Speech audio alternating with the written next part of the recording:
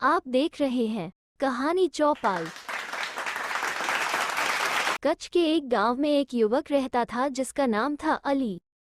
अली बढ़ई का काम करता था। गांव के सब लोग उसे बहुत प्यार करते थे। वो छोटा सा था, तभी उसके माता पिता की मृत्यु हो गई थी, इसलिए वह अकेला ही रहता था। रोज शाम को अपना काम खत्म करके अली गांव के पोखर के किनारे जा बैठता और सोचता कि काश उसका भी अपना घर बार होता। ले देकर सगे संबंधियों से उसकी एक बुई मौसी भर थी जो 4 गांव आगे रहती थी। अली को उससे मिले कई साल हो गए थे। एक रोज अली ने तय किया कि वो अपनी मौसी से मिलने जाएगा। आखिर वो बूढ़ी थी, हो सकता है बीमार भी हो। अली ख्याली पुलाव पकाने लगा और सोचने लगा कि उसे देखते ही मौसी की आंखों में खुशी के आंसू उमड़ आएंगे। अगले दिन सूर्योदय से भी पहले अली अपनी मौसी के घर के लिए निकल पड़ा। विमल, जो एक कुम्हार था और अली का मित्र भी, ने बहुत कोशिश की कि अली अपने जाने का इरादा छोड़ दे। एक बार फिर सोच लो, विमल अली से बोला। तुम्हें अपनी मौसी से मिले हुए अरसा बीत गया है। हो सकता है तुम्हें देखकर वो इतनी खुश न हो जितना तुम सोच रहे हो। मेरा चचेरा भाई उसी गांव में रहता है और उसने मुझे बताया है कि वो विधवा है और बहुत अमीर भी, पर साथ में बहुत ही कंजूस भी है। हो सकता है तुम्हें देखकर वो सोचे कि तुम उसका पैसा हड़पने आए हो।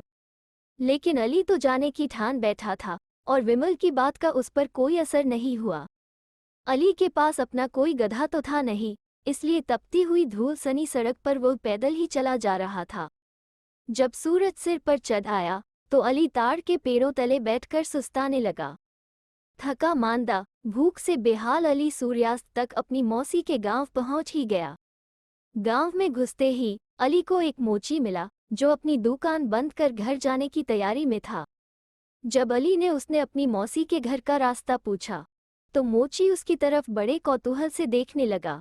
तुम इसी सड़क पर सीधे चलते जाओ, तुम्हें एक बहुत ही विशाल घर मिलेगा जिसे देखकर लगता है कि अब गिरा और तब गिरा, मोची बोला।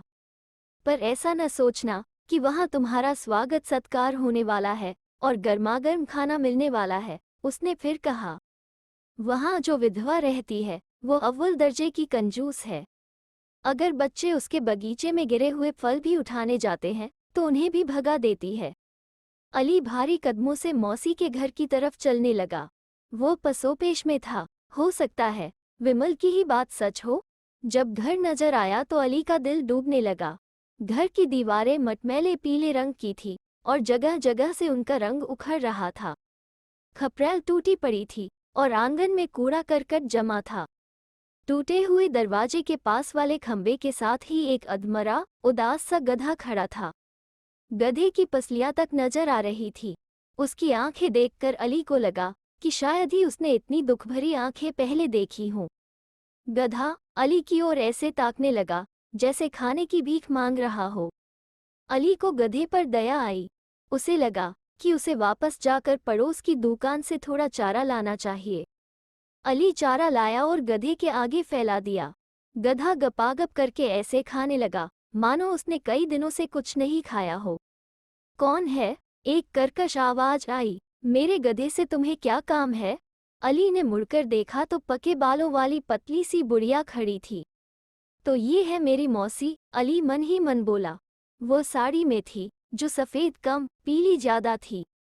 उसके माथे पर क्रोध की रेखाएं साफ दिखाई पड़ रही थी। अली ने उसे अपना नाम पता बताया, पर मौसी अली से मिलकर बिल्कुल खुश नहीं हुई। और जैसा कि विमल ने कहा था, मौसी को लगा कि अली उसके पैसे ऐंठने ही आया है। मैं तो बहुत ही गरीब हूँ, वो बोली। मेरे पास कोई पैसा वैसा नहीं है, अपना ही पेट मुश्किल से पालती हूँ। तो तुम्हें क्या दूँ? तुम तो बस मुंह उठाकर आ धमके मेरे पास।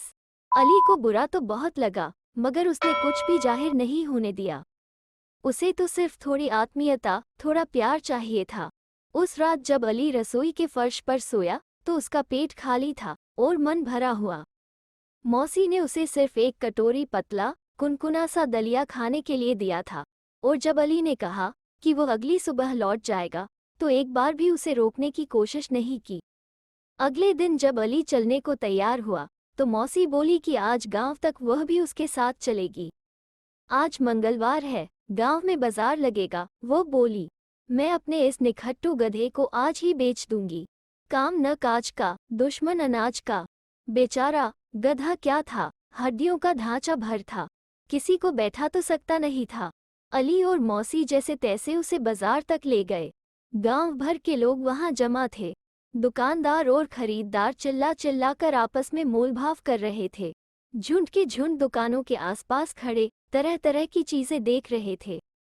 चटकीले कपड़े, सजीले मटके, कई तरह के फल और सब्जियां और बच्चों के लिए लड़की के खिलौने। अली और बुढ़िया बाजार के बीचों बीच आ गए, जहां लोग अपने अपने जानवर बेचने आए हुए थे। अपनी तीखी आवाज में मौसी ने घोषणा की कि जो भी उसके गधे का सर्वाधिक दाम देगा, गधा उसी का हो जाएगा। अली ये देखकर बहुत हैरान हुआ कि बहुत से व्यापारी बोली लगाने के लिए आगे आए। तब उसे एहसास हुआ कि दरअसल गधा काफी हट्टा कट्टा, चौड़ी पीठ वाला था। अगर उसे ठीक से खिलाया पिलाया जाए तो वह अपने मालिक के बहुत काम आ सकता था। तभी एक धनवान व्यापारी ने अपनी दर्पीली आवाज में गधे के लिए ऊंची बोली लगाई। गधा सिर उठकर सीधा अली को तकने लगा। ऐसा लगता था जैसे वो अली से कह रहा हो कि उसे खरीद ले। मानो कह रहा हो, जरा इस सेठ को तो देखो, लगता है मुझ पर खूब कोड़े बरसाएगा और तुम्हारी मौसी से भी कहीं ज्यादा मेरी मरम्मत करेगा। मैं तुम्हारा गधा खरीदता हूँ, अली एकदम मौसी से बोला। बुढ़िया ने जब देखा कि अली का दिल गधे पर आ गया है और वह उसे किसी भी कीमत पर खरीदना चाहेगा, तो वह अली से बोली, ठीक है, पर सेठ की लगाई बोली से 50 रुपये ज्यादा लूंगी। और ले देकर अली की पूंजी बस उतनी ही थी, पर अली गधे की मूक प्रार्थना को अनसुना नहीं कर पाया और बुढ़िया को उसकी मुमांगी कीमत दे दी। उस सूखे से गधे को लिए अली अपने गांव वापस आ गया। जैसे ही विमल ने उसे देखा तो ठहाका लगाकर हंस पड़ा। मिलने गए थे मौसी से और लौट रहे हो इस हड्डियों के ढांचे के साथ, उसने चुटकी ली। ठीक है अली भाई, अगली बार मेरा कहा तो मानोगे। अली ने गधे को भरपेट खिलाना शुरू किया। जल्दी ही गधा खूब मोटा ताज़ा हो गया। अब गधा अली का बोझ भी ढोने लगा। अली हर वक्त अपने गधे से बतियाता रहता था और गधा भी न सिर्फ अली के शब्दों को बल्कि उसकी भावनाओं को भी खूब समझता था। गधे की आंखों में सदा कृतज्ञता का भाव रहता। अली को भी गधा खरीदने का कोई पछतावा नहीं था, क्योंकि वह अली के जीवन का अहम हिस्सा बन चुका था। अब शाम को सब गांव वालों के अपने अपने घरों को लौट जाने के बाद भी अली को अकेलापन महसूस नहीं होता था। कुछ महीने बाद अली को अपनी मौसी के देहांत की खबर मिली। अली को लगा कि मौसी के अंतिम संस्कार का जिम्मा उसका है। आखिर वही तो था जो मौसी का अपना था। अपने गधे पर सवार हो अली अंत्येष्टि की सब तैयारियां करने निकल पड़ा।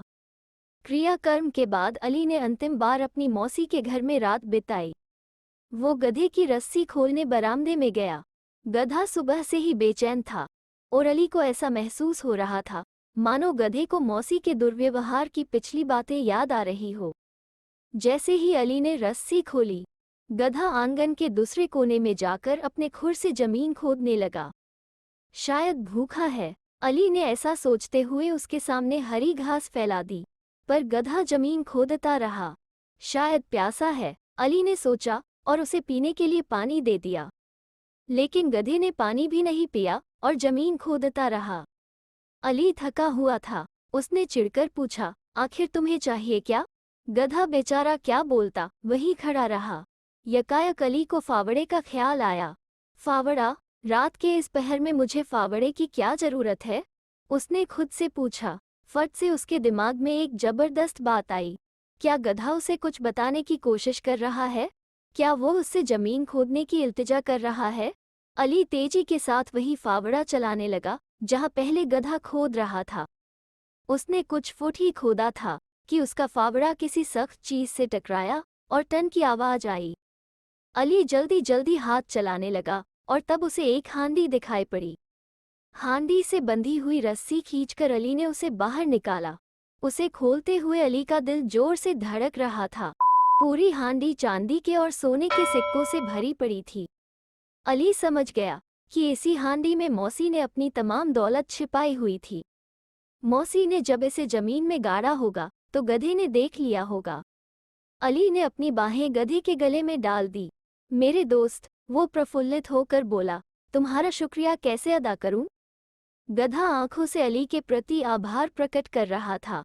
अली ने हांडी को गधे की पीठ पर रखा और अपने गांव लौट आया। उसने एक दुकान खोली और जल्दी ही एक कामयाब और ईमानदार दुकानदार के रूप में जाना जाने लगा। लेकिन वो कभी नहीं भूला कि यह सौभाग्य उसको अपने गधे के कारण ही मिला था।